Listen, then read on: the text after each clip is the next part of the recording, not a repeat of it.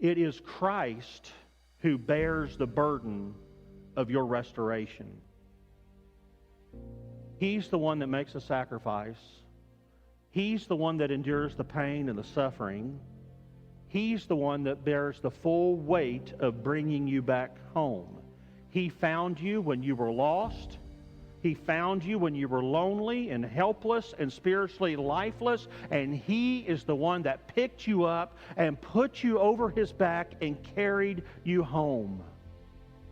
He bore that for you. This is why He says what He does in John chapter 10. I am the good shepherd. The good shepherd lays down his life for the sheep. He says again, just a little bit later in verse 14, He says, I am the good shepherd.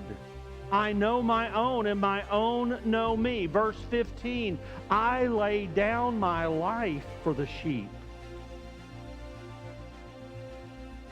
Jesus bore that for you. And I want you to connect that back to Isaiah. He Himself bore our sicknesses, and He carried our pains. Jesus did that for you and for me. He bore the weight of your restoration. He bore it all. In fact, Isaiah goes on here in verse 5, He was pierced because of our rebellion, crushed because of our iniquities.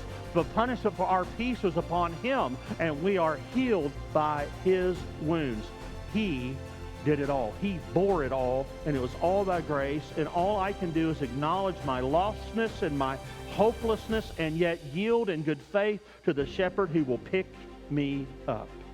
Jesus does the seeking, Jesus does the finding, Jesus does the lifting, Jesus does the caring, He does the restoring, and He leads the celebration. Oh, what a wonderful, wonderful thing to think about today as we think about how Jesus is our shepherd.